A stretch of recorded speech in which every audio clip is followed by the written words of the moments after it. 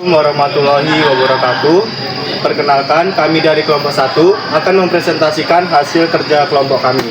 Nah, sebelum itu perkenalkan, nama saya Andrea Tripura. Saya Andri Joshua. Saya Gindia. Saya Suci Kamal. Saya Rajin Tanaseka. Saya Angelina. Saya Ahmad Rifki Maulana. Nah, baiklah, langsung saja ke penjelasan materinya. Jadi di sini kami akan menjelaskan tentang amandemen UUD NRI 1945. Yang pertama adalah latar belakang atau alasan UUD NRI tahun 1945 diamandemen. Yang kedua, ada berapa kali UUD NRI 1945 diamandemen. Yang ketiga, perubahan pasal-pasal NRI tahun 1945. Yang keempat, ada alasan pasal-pasal dalam UUD NRI tahun 1945 dirubah. Dan terakhir ada perbandingan UUD NRI tahun 1945 sebelum amandemen dan UUD NRI tahun 1945 setelah amandemen.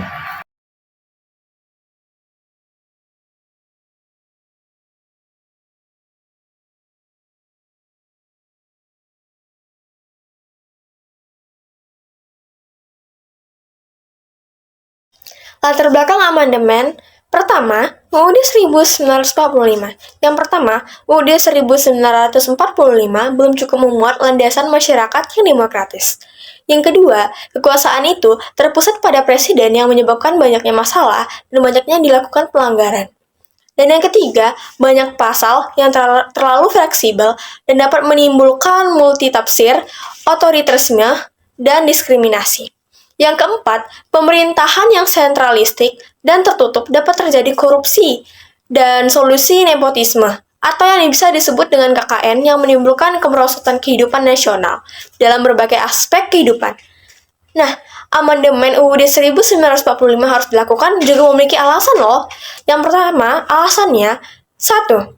Kurangnya penghormatan HAM dan perlindungan hukum bagi masyarakat Indonesia. Yang kedua, UUD 1945 disusun oleh BPUPKI dan PPKI sebagai undang-undang sementara dan disusun secara tergesa-gesa, sehingga dianggap belum lengkap loh.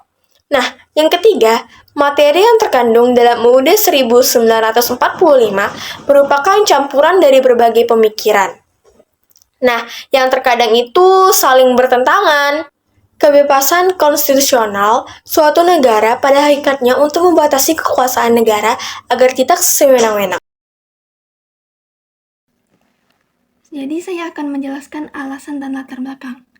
Alasan amandemen dilakukan yaitu 1. Mengakomodasi perubahan sosial. Masyarakat dan kebutuhan negara bisa berubah seiring waktu. Yang kedua, melindungi hak asasi manusia. Amandemen bisa dilakukan untuk memperkuat perlindungan hak asasi manusia dan kebebasan individu. 3. Menyempurnakan sistem pemerintahan. Perubahan dalam struktur pemerintahan atau proses politik bisa memerlukan amandemen konstitusi. Yang keempat, mengatasi ketidaksempurnaan konstitusi asli. Konstitusi awal mungkin memiliki kelemahan atau ambiguitas. Yang kelima, mengatasi krisis atau konflik. Amandemen bisa digunakan sebagai cara damai untuk mengatasi krisis politik. Yang keenam, mengganti ketentuan finansial, yaitu terkadang amandemen diperlukan untuk mengatur masalah finansial atau perpajakan. Kemudian latar belakang. Pada masa Orde Baru kekuasaan tertinggi adalah di tangan MPR. Selain itu, kekuasaan yang sangat besar adalah di tangan presiden. Selain saat itu, pasal-pasal yang ada memiliki sifat yang terlalu luas, sehingga dapat menimbulkan multitafsir. Namun, tidak hanya itu, rumusan UUD 1945 saat itu juga belum terlalu didukung ketentuan konstitusinya. Oleh karena itu, terjadilah amandemen UUD 1945.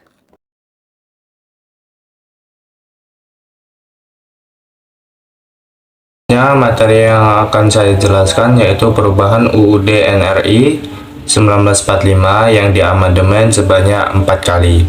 Undang-Undang NRI 1945 diamandemen sebanyak 4 kali. Perubahan pertama, UUD 1945 yang ditetapkan pada tanggal 19 Oktober tahun 1999 berhasil diamandemen sebanyak 9 pasal. Perubahan kedua UUD 1945 yang ditetapkan pada tanggal 18 Agustus tahun 2000 telah diamandemen sebanyak 25 pasal. Perubahan ketiga UUD 1945 yang ditetapkan pada tanggal 9 November tahun 2001 berhasil diamandemen sebanyak 23 pasal. Perubahan keempat UUD 1945 yang ditetapkan pada tanggal 10 Agustus 2002 ini telah berhasil diamandemen 13 pasal serta 3 pasal aturan peralihan dan 2 pasal aturan tambahan. Amandemen adalah istilah yang digunakan untuk secara resmi mengubah dokumen untuk perbaikan. Perubahan ini dapat berupa penambahan atau penghapusan catatan yang ada karena kesalahan atau inkonsistensi dengan persyaratan saat ini.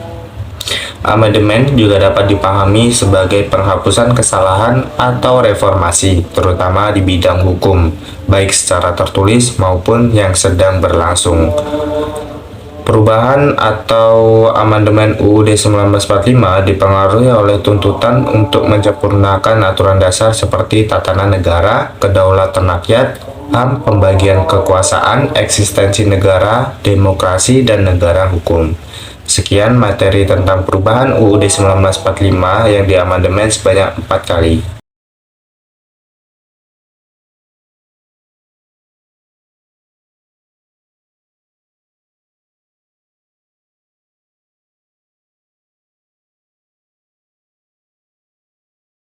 Pasal-pasal UUD tahun 1945 apa saja yang mengalami perubahannya, yaitu 1. Perubahan amandemen 1.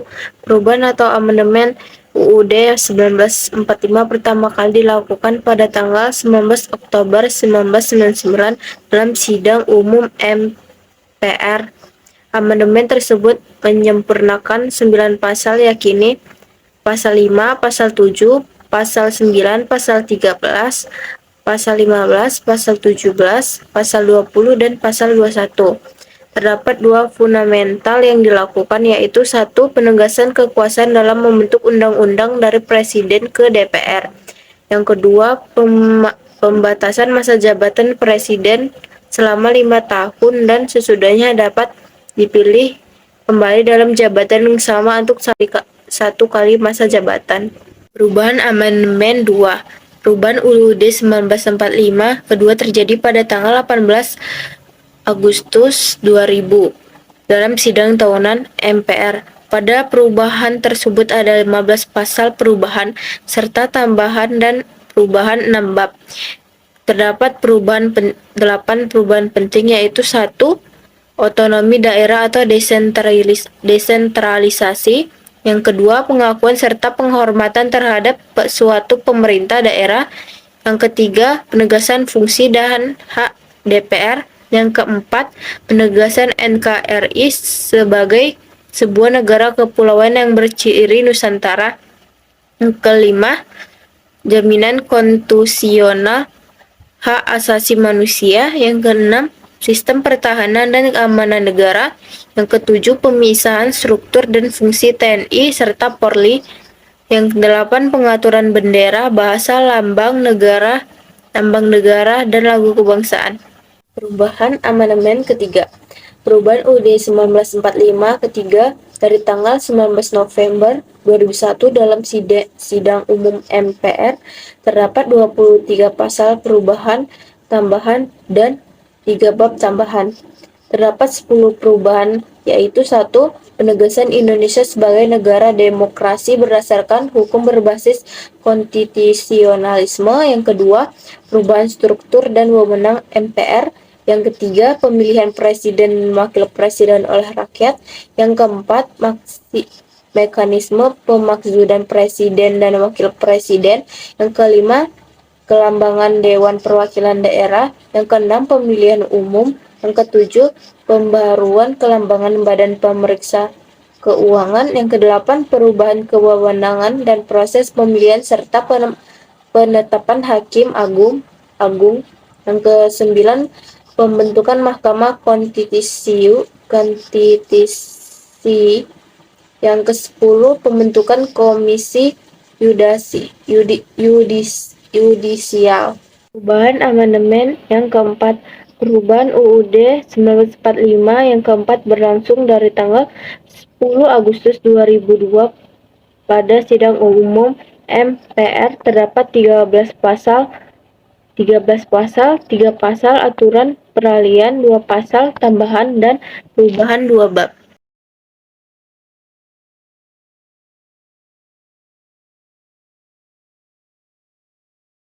Jadi di sini saya akan menambahkan materi dari pasal-pasal UUD NRI 1945. Nah, yang pertama ini ada mencakup 9 pasal. Nah, yang pertama ini ada pasal 5 ayat 1, ada pasal 7, ada pasal 9 ayat 1 dan 2, ada pasal 13 ayat 2 dan 3, ada pasal 14 ayat 1, ada pasal 14 ayat 2, ada pasal 15, ada pasal 17 ayat 2 dan 3, ada pasal 20 ayat 1 sampai 4, dan yang terakhir ada pasal 21.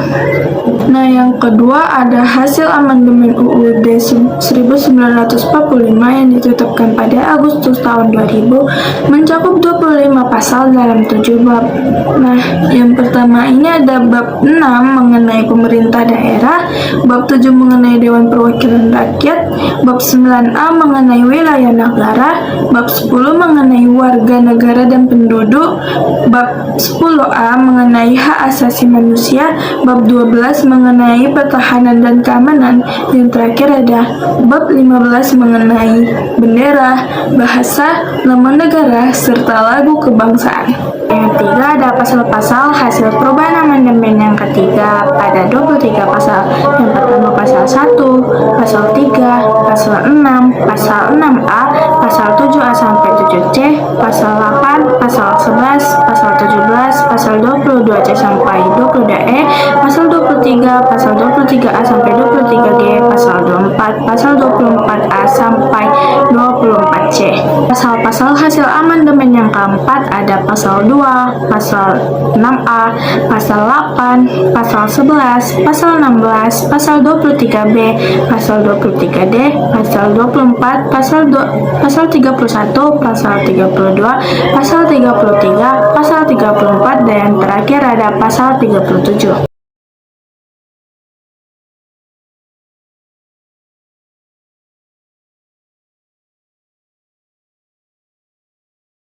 Selanjutnya, alasan pasal-pasal UUD NRI tahun 1945 dirubah. Yang pertama, perkembangan masyarakat. UUD harus mencerminkan nilai-nilai dan kebutuhan masyarakat pada saat itu.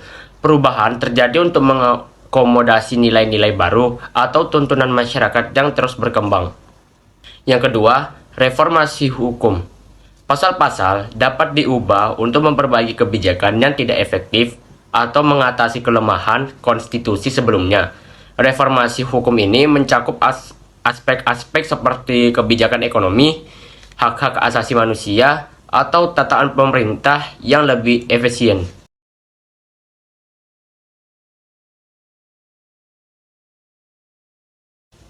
Yang ketiga, menyesuaikan diri dengan perubahan global.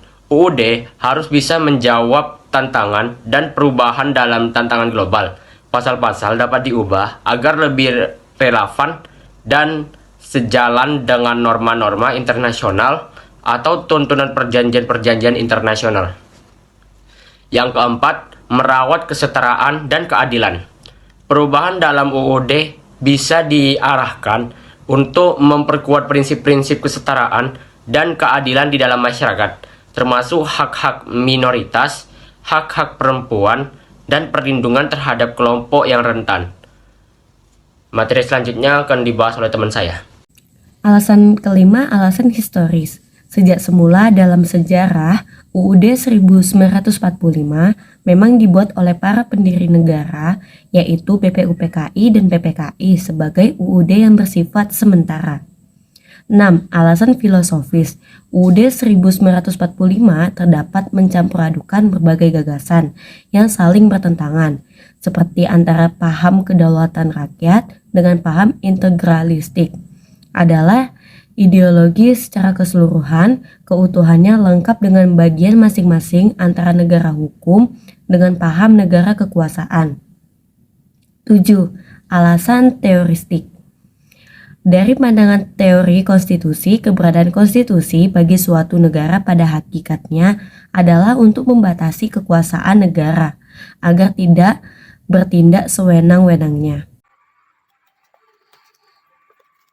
Materi selanjutnya, materinya adalah UUD 1945 sebelum dan setelah amandemen. UUD 1945 terdiri atas pembukaan batang tubuh serta penjelasan sebelum amandemen. Batang tubuh UUD 1945 terdiri atas 16 bab, 37 pasal, 65 ayat, 16 ayat dari 16 pasal berayat tunggal, sementara 49 ayat lainnya berasal dari 21 pasal yang berisi 2 ayat atau lebih, 4 pasal aturan yang peralihan, dan 2 ayat aturan tambahan. Setelah 4 kali perubahan, UUD 1945 memiliki 16 bab, 37 pasal, 190 ayat, 3 pasal aturan peralihan, dan 2 pasal aturan tambahan. UUD 1945 pada periode pertama mulai berlaku pada tanggal 18 Agustus 1945 sampai dengan 27 Desember 1949. UUD 1945 dalam kurun 1945-1950 dapat dilaksanakan sepenuhnya karena Indonesia sedang disibukkan dengan perjuangan mempertahankan kemerdekaan. Maklumat Presiden nomor 10 pada 16 Oktober 1945 memutuskan kekuasaan legislatif diserahkan kepada Komite Nasional Indonesia Pusat atau KNIP karena MPR dan DPR saat itu belum terbentuk pada 14 November 1945. Dibentuknya kabinet semi presidensial atau semi parlementer yang pertama. Presiden ini merupakan perubahan pertama dari sistem pemerintahan Indonesia terhadap UUD 1945. UUD 1945 sebelum perubahan terdiri dari 3 bagian, yaitu pembukaan, batang tubuh, dan penjelasan. Sementara sistematika UUD 1945 setelah amandemen terdiri dari pembukaan dan pasal-pasal perubahan yang dilakukan dengan tetap mempertahankan pembukaan. Dulu dari penjelasan materi kami, mohon maaf apabila ada salah kata. Kami ucapkan terima kasih.